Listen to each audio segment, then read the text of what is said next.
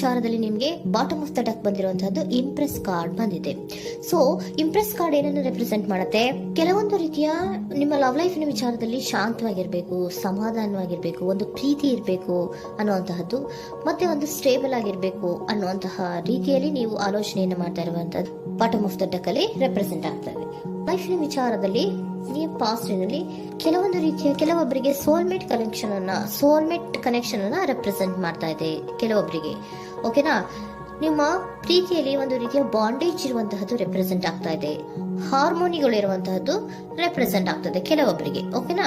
ಮತ್ತೆ ಕೆಲವೊಬ್ಬರಿಗೆ ನಿಮ್ಮ ಲವ್ ಲೈಫ್ ನ ವಿಚಾರದಲ್ಲಿ ಥರ್ಡ್ ಪಾರ್ಟಿ ಸಿಚುಯೇಷನ್ ಅನ್ನ ರೆಪ್ರೆಸೆಂಟ್ ಆಗ್ತಾ ಇದೆ. ಓಕೆನಾ? ಥರ್ಡ್ ಪಾರ್ಟಿ ಸಿಚುಯೇಷನ್ಸ್ ಅನ್ನ ರೆಪ್ರೆಸೆಂಟ್ ಮಾಡ್ತದೆ ನಿಯರ್ ಪಾಸ್ಟಿನಲ್ಲಿ ನಿಮಗೆ.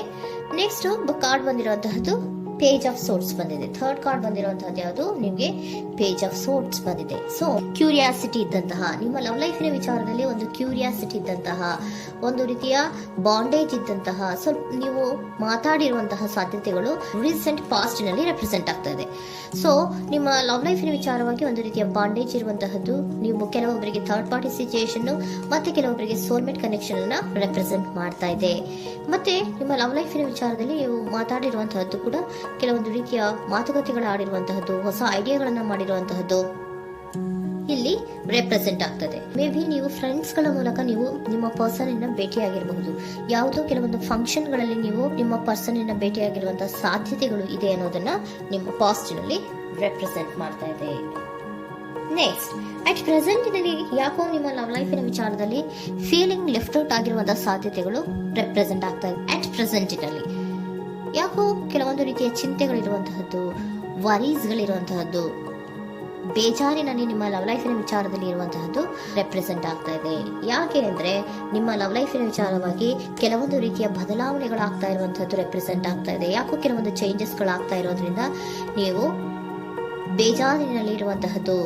ನಿಮ್ಮ ಲವ್ ಲೈಫಿನ ವಿಚಾರವಾಗಿ ಯಾಕೋ ಪರಿಸ್ಥಿತಿಗಳು ಅಷ್ಟು ಚೆನ್ನಾಗಿಲ್ಲದೆ ಇರುವಂತಹದ್ದು ರೆಪ್ರೆಸೆಂಟ್ ಆಗ್ತಾ ಇದೆ. ಯಾಕೋ ಕೆಲವು ಬದಲಾವಣೆಗಳು, ಚೇಂಜಸ್ಗಳು ಆವಾಗಿಂದ ಆವಾಗಲೇ ಆಗ್ತಾ ಇರುವಂತಹದ್ರಿಂದ ನಿಮಗೆ ಬೇಜಾರಾಗಿರುವಂತಹದ್ದು ರೆಪ್ರೆಸೆಂಟ್ ಆಗ್ತಾ ಇರೋದು. ಮತ್ತೆ ಥರ್ಡ್ ಕಾರ್ಡ್ ಬಂದಿರುವಂತಹದ್ದು ಕ್ವೀನ್ ಆಫ್ ವ್ಯಾಂಡ್ಸ್ ಬಂದಿದೆ. ಸೊ ಕ್ವೀನ್ ಆಫ್ ವ್ಯಾಂಡ್ಸ್ ಏನಕ್ಕೆ ನಿಮಗೆ ಪದೇ ಪದೇ ಚೇಂಜಸ್ಗಳಾಗ್ತಾ ಇದೆ? ಆ ಚೇಂಜಸ್ಗಳಿಂದ ಯಾಕೋ ಕೆಲವೊಂದು ರೀತಿಯ ವೇರಿಯೇಷನ್ಗಳು ಆಗ್ತಾನೆ ಇರೋದ್ರಿಂದ ನಿಮಗೆ ಬೇಜಾರಾಗ್ತಾ ಇದೆ. ಸೊ ಅದಕ್ಕೋಸ್ಕರ ನೀವೇನ್ ಮಾಡ್ತೀರಾ? ಬಹಳ ಧೈರ್ಯವಾಗಿ ಕೆಲವೊಂದು ನಿರ್ಣಯಗಳನ್ನ ಮಾಡುವಂತಹ ಸಾಧ್ಯತೆಗಳು ಅಟ್ ಪ್ರೆಸೆಂಟ್ ನಲ್ಲಿ ರೆಪ್ರೆಸೆಂಟ್ ಆಗ್ತಾ ಇದೆ. ಬಹಳಷ್ಟು ಧೈರ್ಯದಿಂದ ಇಂಡಿಪೆಂಡೆಂಟ್ ಆಗಿ ಕೆಲವೊಂದು ನಿರ್ಣಯಗಳನ್ನ ಮಾಡಬೇಕು ಅನ್ನುವಂತಹ ಆಲೋಚನೆಗಳನ್ನ ಮಾಡ್ತಾ ಇರುವಂತಹದ್ದು ರೆಪ್ರೆಸೆಂಟ್ ಆಗ್ತಾ ಇದೆ. ಯಾಕೆ ಅಂದ್ರೆ ಆವಾಗಿನ ಅವಾಗೆ ನಿಮ್ಮ ಲವ್ ಲೈಫಿನ ವಿಚಾರದಲ್ಲಿ ತುಂಬಾ ಏರುಪೇರುಗಳಾಗ್ತಾ ಇರೋದ್ರಿಂದ ಆ ವಿಚಾರದಲ್ಲಿ ಸ್ವಲ್ಪ ಬೇಜಾರುಗಳು ಇರುವಂತದ್ದು ರೆಪ್ರೆಸೆಂಟ್ ಆಗ್ತದೆ. ಇನ್ ಇಮಿಡಿಯೇಟ್ ಫ್ಯೂಚರಿನಲ್ಲಿ ಯಾಕೋ ನೀವು ಕೆಲವೊಂದು ವಿಚಾರಗಳಲ್ಲಿ ನೋಡಿ ಆತಂಕ ಪಡ್ತಾ ಇರುವಂತಹ, ಎಗೇನ್ ಬೇಜಾರನ್ನ ಪಡ್ತಾ ಇರುವಂತಹದ್ದು, ನಿದ್ರಾಹೀನತೆಯನ್ನ ಮಾಡ್ಕೋತಾ ಇರುವಂತಹದ್ದು, ಸ್ಟ್ರೆಸ್ಸಿನಲ್ಲಿ ಇರುವಂತಹದ್ದು ರೆಪ್ರೆಸೆಂಟ್ ಆಗ್ತಾ ಇದೆ.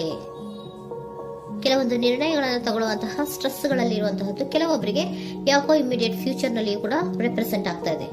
ಆದ್ರೆ ಫ್ಯೂಚರ್ ನಲ್ಲಿ ನೀವು ಏನ್ ಮಾಡ್ಬೇಕಾಗಿತ್ತು? ಸೊ ಕ್ವಿಕ್ ಥಿಂಕಿಂಗ್ ಅನ್ನ ಮಾಡ್ಬೇಕಾಗಿತ್ತು. ಕೆಲವು ವಿಚಾರಗಳ ಬಗ್ಗೆ ನೀವು ಫೋಕಸ್ ಅನ್ನ ಮಾಡ್ಬೇಕಾಗಿತ್ತು. ಏನಾಗ್ತಾ ಇದೆ ನಮ್ಮ ಲವ್ ಲೈಫಿನ ವಿಚಾರದಲ್ಲಿ ಅನ್ನೋದನ್ನ ಫೋಕಸ್ ಅನ್ನ ಮಾಡಿದ್ರೆ ನಿಮ್ಮ ಲವ್ ಲೈಫಿನ ವಿಚಾರದಲ್ಲಿ ಕೆಲವೊಂದು ರೀತಿಯ ಫುಲ್ಫಿಲ್ಮೆಂಟ್ಗಳು, ಸಮಾಧಾನಗಳು, ಖುಷಿಗಳು ಇರುತ್ತೆ.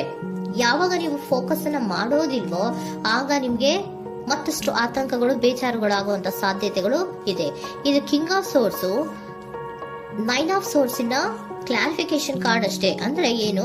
ನೀವು ಕೆಲವೊಂದು ವಿಚಾರಗಳಲ್ಲಿ ಫೋಕಸ್ ಅನ್ನ ಮಾಡಬೇಕು. ಲವ್ ಲೈಫಿನ ವಿಚಾರಗಳಲ್ಲಿ ಫೋಕಸ್ ಅನ್ನ ಮಾಡಿ ಕೆಲವೊಂದು ರೀತಿಯ ಆಕ್ಷನ್ಸ್ ಗಳನ್ನ ತಗೊಂಡ್ರೆ ಫುಲ್ಫಿಲ್ಮೆಂಟ್ ಗಳಾಗುವಂತಹ, ಸಮಾಧಾನಗಳಾಗುವಂತಹ, ಖುಷಿಗಳಾಗುವಂತಹ ಸಾಧ್ಯತೆಗಳು ಇದೆ.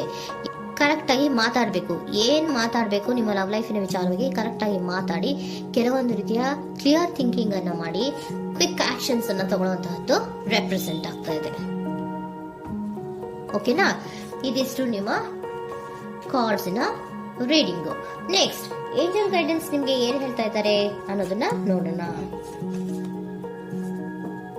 ನಿಮ್ಮ ಲವ್ ಲೈಫಿನ ವಿಚಾರವಾಗಿ ಏಂಜಲ್ ಗೈಡೆನ್ಸ್ ಏನ್ ಕೊಡ್ತಾ ಇದ್ದಾರೆ? ವೇಟ್ ಅಂತ ಹೇಳ್ತಾ ಇದ್ದಾರೆ. ಸ್ವಲ್ಪ ತಾಳ್ಮೆಯಿಂದ ಇರೋ. ಅವಸರದಲ್ಲಿ ಯಾವ ನಿರ್ಧಾರವನ್ನ ಕೂಡ ಮಾಡಬೇಡ ಅನ್ನೋದನ್ನ ಏಂಜಲ್ ಗೈಡೆನ್ಸ್ ಕೊಡ್ತಾ ಇದ್ದಾರೆ. It's up to you. ಇದು ಎಲ್ಲ ನಿನಗೆ ಬಿಟ್ಟಿರುವಂತಹದ್ದು. ಬೇಗ ಬೇಗ ಕೆಲವೊಂದು ನಿರ್ಧಾರಗಳನ್ನ ಕ್ವಿಕ್ ಥಿಂಕಿಂಗ್ ಅನ್ನ ಮಾಡಿದ್ರು ಕರೆಕ್ಟ್ ಆಗಿ ಕ್ಲಿಯರ್ ಥಿಂಕಿಂಗ್ ಅನ್ನ ಮಾಡಬೇಕು. ಸೊ ಕ್ಲಿಯರ್ ಥಿಂಕಿಂಗ್ ಅನ್ನ ಮಾಡೋದಕ್ಕೆ ಲವ್ ಲೈಫ್ ನ ವಿಚಾರವಾಗಿ ಸ್ವಲ್ಪ ಟೈಮ್ ಬೇಕಾಗುತ್ತೆ. ಅದಕ್ಕೋಸ್ಕರನೇ ಏಂಜಲ್ ಗೈಡೆನ್ಸ್ ನಿಮ್ಗೆ ಏನ್ ಕೊಡ್ತಾ ಇದಾರೆ, ಸ್ವಲ್ಪ ವೇಟ್ ಮಾಡಿ. ಇಟ್ಸ್ ಅಪ್ ಟು ಯು, ಇದು ನಿಮ್ಗೆ ಬಿಟ್ಟಿರುವಂತಹದ್ದು. ಪರ್ಫೆಕ್ಟ್ ಟೈಮಿಂಗ್, ಕೆಲವೊಂದು ವಿಚಾರಗಳಿಗೆ ಪರ್ಫೆಕ್ಟ್ ಟೈಮಿಂಗ್ ಅನ್ನೋದು ಅಥವಾ ಡಿವೈನ್ ಟೈಮಿಂಗ್ ಅನ್ನೋದು ಬರಬೇಕು. ಆಗ ಕೆಲವೊಂದು ನಿರ್ಣಯಗಳನ್ನ ಮಾಡಬಹುದು. ಸ್ವಲ್ಪ ನೀವು ಈಗ ಯಾವುದೇ ರೀತಿಯ ಅವಸರದ ನಿರ್ಧಾರಗಳನ್ನು ಮಾಡೋದು ಬೇಡ ಅಂತ ಹೇಳ್ತಾ ಇದ್ದಾರೆ. ಓಕೆ, ಸರೆಂಡರ್ ಕಾರ್ಡ್ ಏನ್ ಹೇಳ್ತಾ ಇದ್ದಾರೆ ಅನ್ನೋದನ್ನ ನೋಡೋಣ. So surrender frustration doesn't open any doors. The key to resolving a dilemma, dissolving a block, is to take a breath, center yourself and regroup, so may approach the situation more calmly. Frustration, ಹತಾಶೆ ಅನ್ನೋದು ಮಾಡ್ಕೋಬೇಡಿ. ಹತಾಶೆ ಮಾಡ್ಕೊಳ್ಳೋದ್ರಿಂದ ನಿಮ್ಗೆ ಯಾವುದೇ ರೀತಿಯ ಹೊಸ ಐಡಿಯಾಗಳು ಬರಲ್ಲ, ಹೊಸ ಥಿಂಕಿಂಗ್ಗಳು ಬರಲ್ಲ, ಕ್ಲಿಯರ್ ಥಿಂಕಿಂಗ್ ಅನ್ನ ಮಾಡಕ್ಕೆ ಸಾಧ್ಯ ಆಗಲ್ಲ. ಸೊ ಅದಕ್ಕೆ ನೀವೇನ್ ಮಾಡ್ಬೇಕು, ಫ್ರಸ್ಟ್ರೇಷನ್ ಅನ್ನ ಬಿಟ್ಬಿಟ್ರೆ ನೀವು ಸಮಾಧಾನವಾಗಿ ಯೋಚನೆ ಮಾಡಿ ಕೆಲವೊಂದು ನಿರ್ಧಾರಗಳನ್ನ ಮಾಡಿ ಅನ್ನೋದನ್ನ ಸರೆಂಡರ್ ಕಾರ್ಡ್ ಕೂಡ ನಿಮ್ಗೆ ಹೇಳ್ತಾ ಇದ್ದಾರೆ.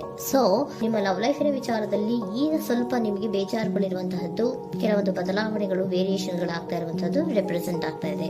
ಸೊ ನಿಮ್ಮ ಲವ್ ಲೈಫಿನ ವಿಚಾರಕ್ಕೆ ಫ್ಯೂಚರಿನಲ್ಲಿ ಕೆಲವೊಂದು ಆಕ್ಷನ್ಸ್ ಅನ್ನ ತಗೋಬೇಕಾದ್ರೆ ಸ್ವಲ್ಪ ವೇಟ್ ಮಾಡಬೇಕು, ಕ್ಲಿಯರ್ ಆಗಿ ಥಿಂಕ್ ಮಾಡಬೇಕು, ಅದರದಲ್ಲಿ ಆಕ್ಷನ್ಸ್ ಅನ್ನ ತಗೋಬೇಕು ಅನ್ನೋದನ್ನ ಹೇಳ್ತಾ ಇದ್ದಾರೆ. ಓಕೆನಾ?